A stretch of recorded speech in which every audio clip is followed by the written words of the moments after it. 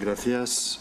También quería empezar dando las gracias a la organización de la conferencia por darme la oportunidad de hablar en nombre de los periodistas y dar la visión un poco de la profesión. Yo empezaría haciendo un breve recorrido histórico.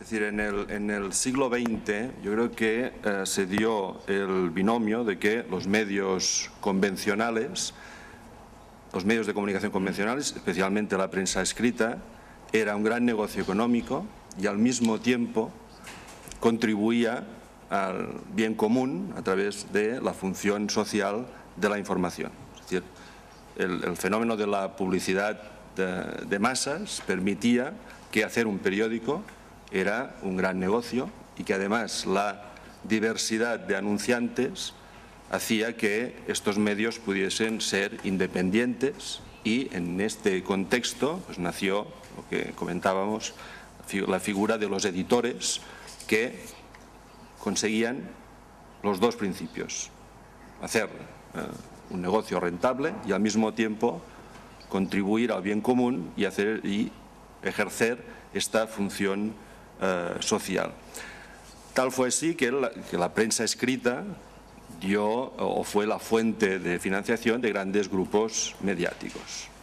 Entonces, este binomio de actividad privada de negocio y función social, yo creo que ahora existen, o podríamos decir que está en riesgo. Yo durante mi intervención voy a hablar de riesgos y no tanto de situaciones consolidadas, porque creo que estamos en un momento en que hay grandes oportunidades, pero también hay grandes riesgos. ¿Por qué está en riesgo este binomio del siglo XX ahora a principios del siglo XXI? Uno, por la crisis económica. Hemos oído cifras del impacto de la caída de la publicidad. El impacto de las nuevas tecnologías, que ofrece grandes oportunidades, pero a corto plazo crea grandes interrogantes en los medios.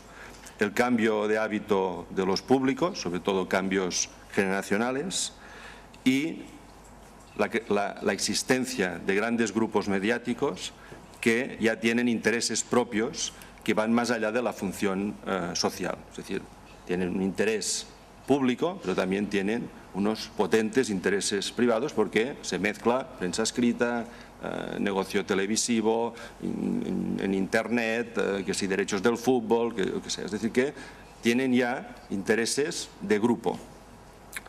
La suma de todos estos riesgos yo creo que viene dado porque se crea una falsa sensación de pluralidad que no es tal. Es decir, si en España agrupásemos los medios de comunicación por grupos mediáticos, veríamos que esta sensación de que existen muchos medios, en el momento en que cogemos un cuadro, no es el momento ni tenemos tiempo, y vamos agrupando pues, los periódicos, las cadenas de televisión, los portales de internet, por grupos, veremos que esta pluralidad no es tanta como parece, y que además en estos grupos mediáticos el poder está concentrado en muy pocas personas. Es decir, que en España se podría sentar en una mesa pues a una docena de personas y allí estaría el poder mediático.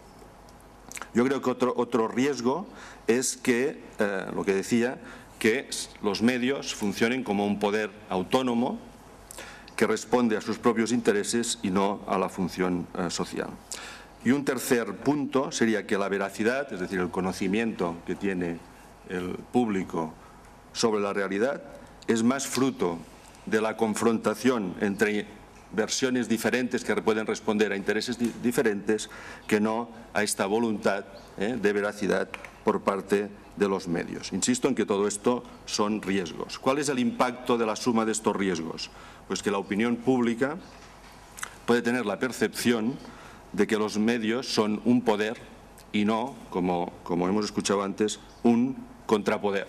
Es decir, que los medios públicos, los medios de comunicación son cómplices de los poderes, no estaríamos hablando de poderes políticos, sino también poderes económicos, y no un contrapoder que sería el papel que les corresponde en una democracia avanzada.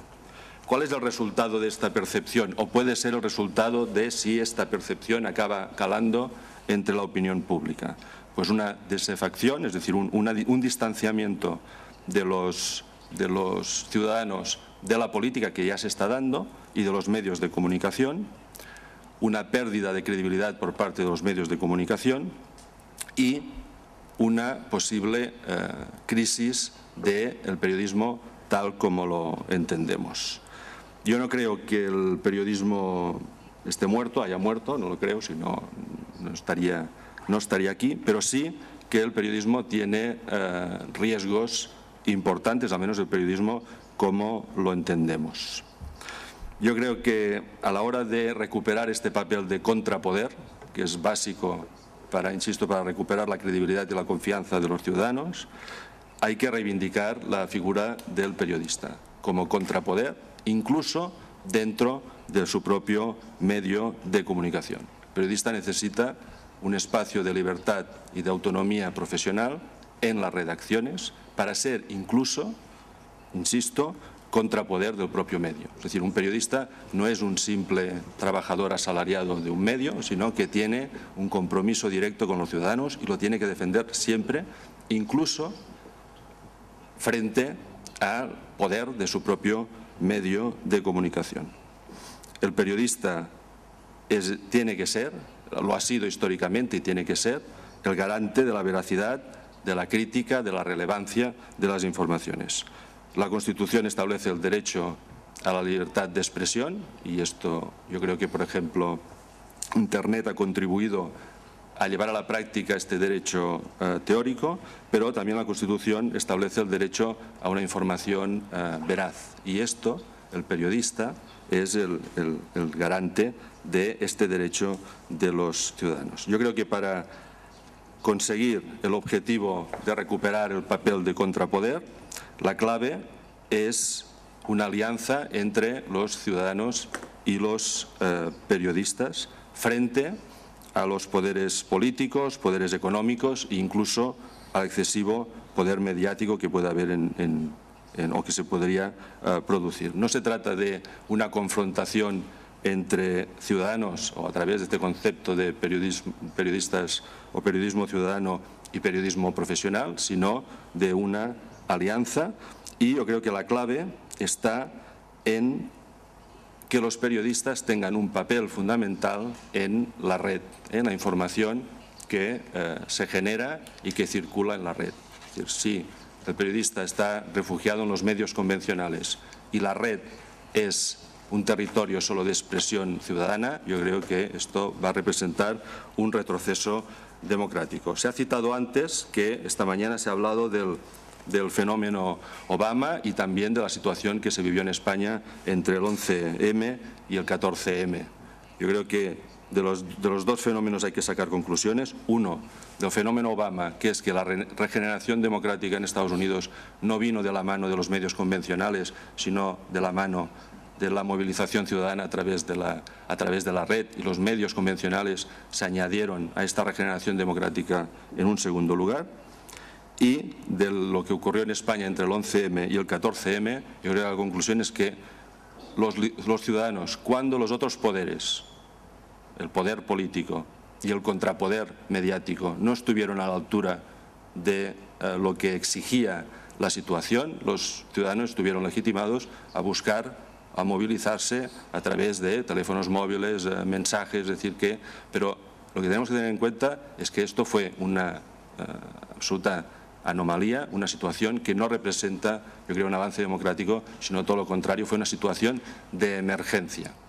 Yo creo que la clave está en que los poderes, el poder político y los contrapoderes, que son los poderes de los medios de comunicación, estén a la altura y no dejen al ciudadano huérfano de la asistencia de estos poderes, que es lo que ocurrió, excepto alguna honrosa excepción, entre el 11M y el 14M. Yo creo que hay una confluencia de determinados poderes que piensan en que no es necesario el intermediario, es decir, el periodista, entre la fuente y los ciudadanos, que creen que las nuevas tecnologías permiten acceder directamente y saltarse este paso intermedio.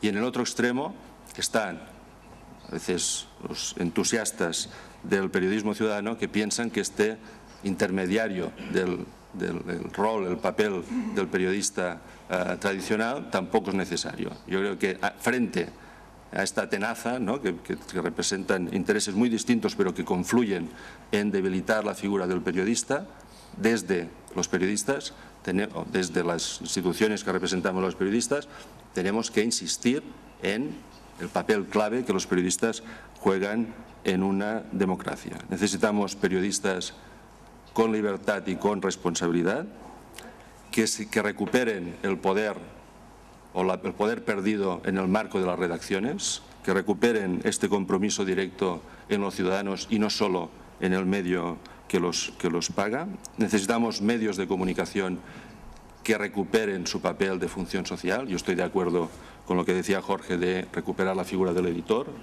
Es importantísimo, es decir, un editor no es un empresario más de otro sector económico. Un editor tiene unas responsabilidades sociales muy altas y muy concretas. Yo creo que lo que está en juego en esta situación de crisis o de confluencia de crisis es la calidad de la información, y en tanto que pueda estar en juego la calidad de la información, yo creo que está en juego la calidad democrática, y yo aprovecho para decirlo en este marco, en el marco del Senado, porque creo que no es lo que nos pasa a los periodistas no es un problema solo de los periodistas, es un problema del conjunto de la sociedad. Yo creo que hay que recuperar, insisto, este papel, porque si nosotros, los periodistas y los medios de comunicación, no ejercen su función social, los ciudadanos tendrán que buscarse la vida. Y yo creo que lo que tenemos que hacer es unir fuerzas, los ciudadanos y los periodistas, para mejorar la calidad de la información y la calidad de la democracia. Gracias.